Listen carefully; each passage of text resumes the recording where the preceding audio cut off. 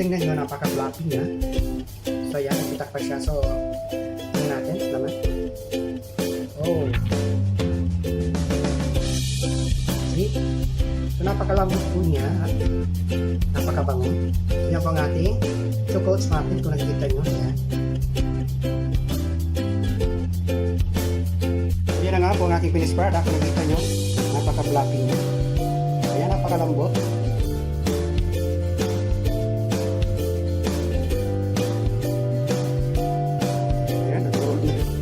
Yan po, yan ang ating finished product, ang ating choco oats muffins. Yan.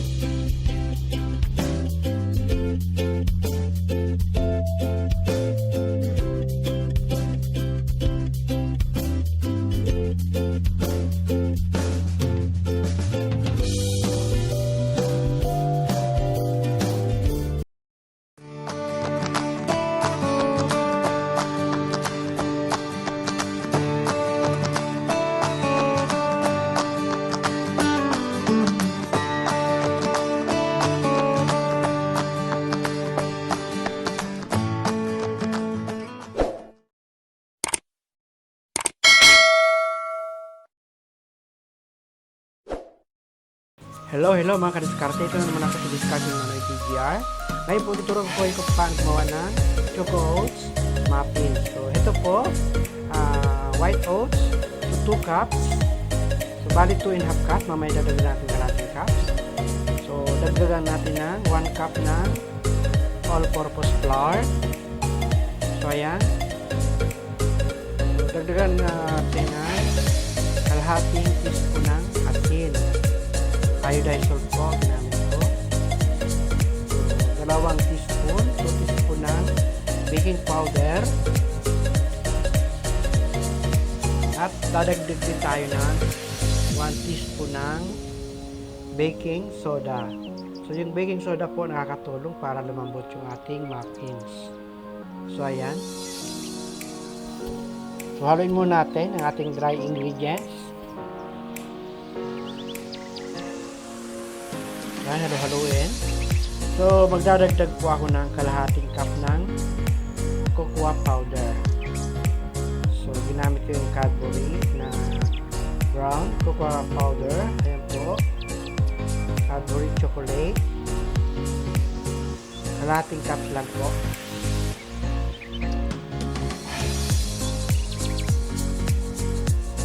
So, yan, lagay na natin.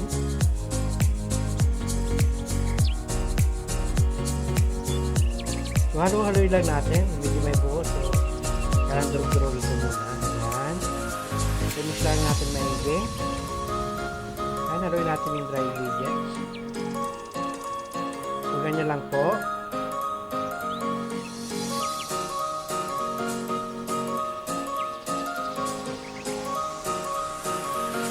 Ayan, nahalo-halo ko na.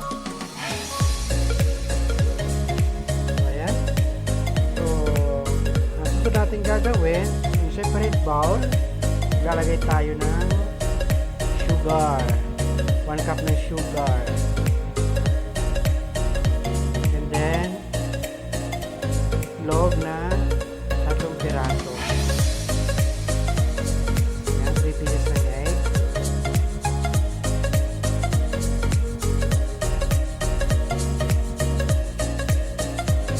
so lagyan na rin natin ng gata at kalahating cup ng warm milk, fresh milk po, ginamit ko.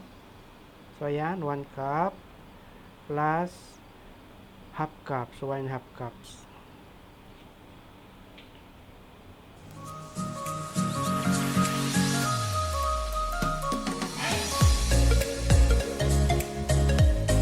So haluin natin, ginamit ko muna yung tinidor, so mamaya i-whisk natin para mahalo ng maigi. So ayan, gamitan na natin ng whisk para mas lalong mahalo siya. Ayan. So ayan na po, halo lang natin. Ayan, so nahalo ko na. So next na gagawin natin, ihalo natin ito sa dry ingredients. Yung naunang nilagay ko na dry ingredients. So ayan, ilagay natin pa ang haluin lang natin.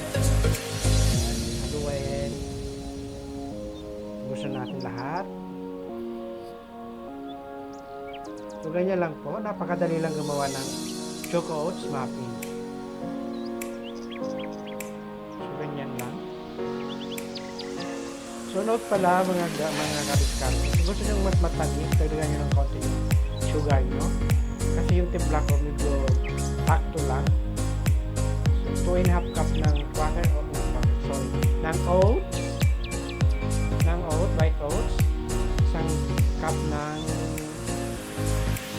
all-purpose flour, pati yung sugar, gawin nyo lang 1/1 or so kaya 1.5 kung gusto nyo matangis talaga. Pero sa akin, sakto lang yung 1 cup ng white sugar. So, dagdagan natin ng vegetable oil, 3 tablespoon ng vegetable oil. So, kung wala kayong vegetable oil, pwede rin gumamit ng unsalted butter. Yan. Vegetable oil, mas mabilis. Medyo mahal ang unsalted butter. So, ganyan lang po, haluin natin.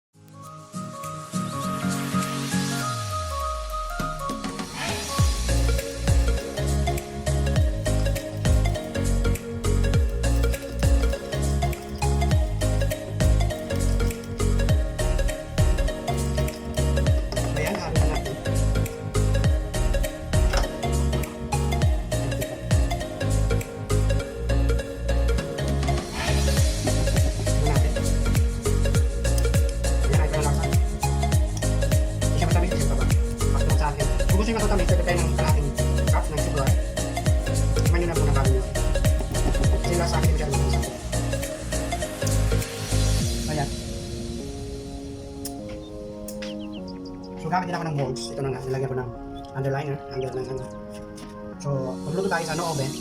So, prepare na muna natin yung ating pan at lulutuan. So, yan ang aking personalized oven, ang aking pan na gagamitin natin pagluto. So, initin muna natin ng 5 to 10 minutes. So, punta na tayo muna sa paglagay ng molds. Tayo natin mainit. Ang gagamitin ko pang sandok para pantay yung laman ng molds.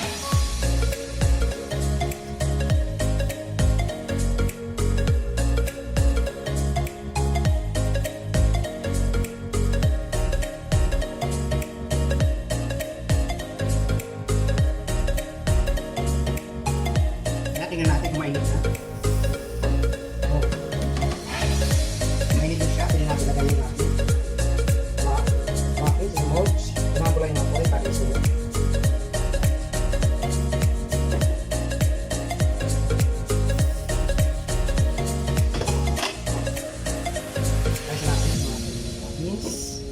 Lalagay ko na isa. Oops. Yan, mainit.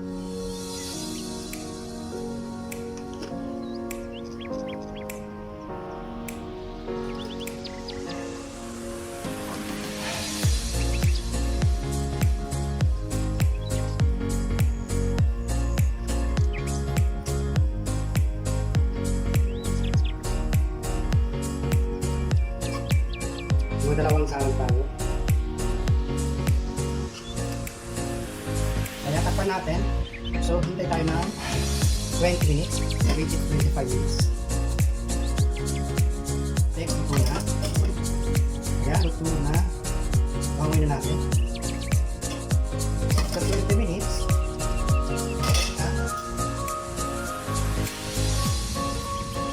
Ating chocolate.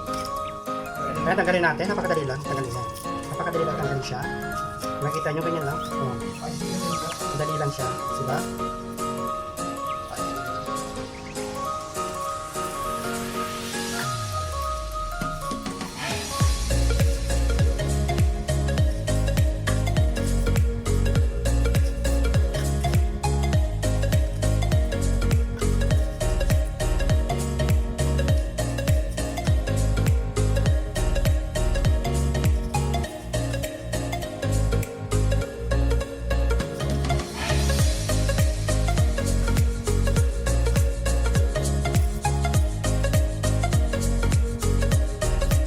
Ito na nga po ang aking chocolate oats muffins. Yan, kita nyo, napakasarap at napakabango.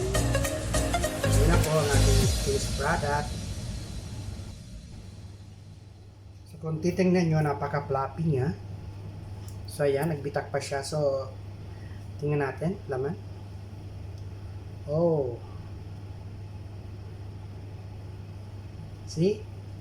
So napakalambot po niya at napakabango. So yan po ang ating choco oats muffins kung nakikita nyo. Ayan.